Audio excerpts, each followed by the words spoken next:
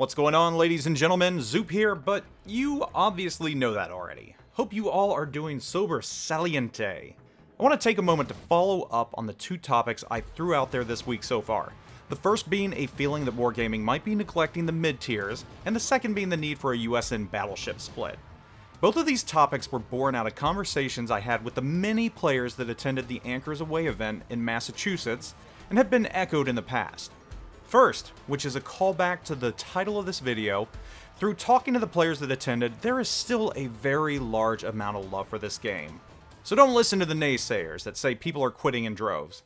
Despite the issues with CV balancing, Russian bias, and yes, those were things brought up by the players, there's nothing but devotion for Warships 5 years on in spite of these perceived issues. Players are sticking with it, and there were more than a handful of completely brand new players at the event. So it's not as if only veteran players are playing the game right now. There are plenty of new players. As a follow-up to the mid and low tier issue, I read through many of your comments, and there was one reoccurring theme. Many of you agreed that it does indeed seem that the mid tiers and lower are being neglected. But one thing I neglected to realize and bring up that many of you pointed out is that it's not necessarily because of lack of premiums. Sure, as of late, there are a lot more high tier premiums being pumped out.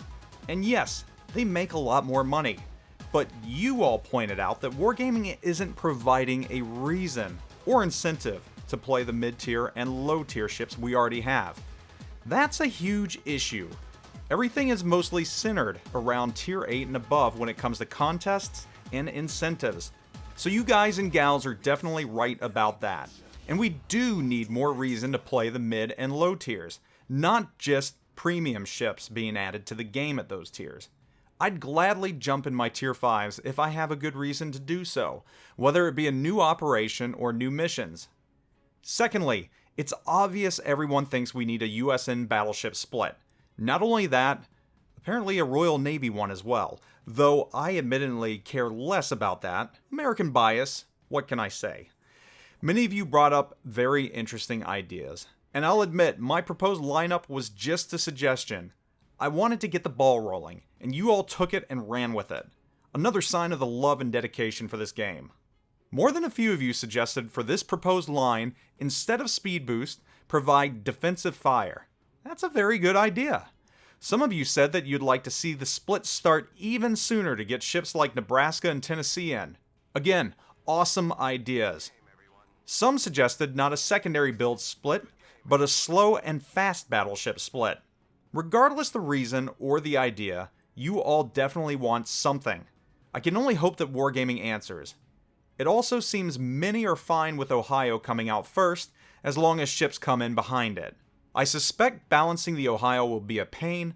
I already think Georgia is overly strong and only kept in check by the fact it has 6 guns, but that's a story for another day.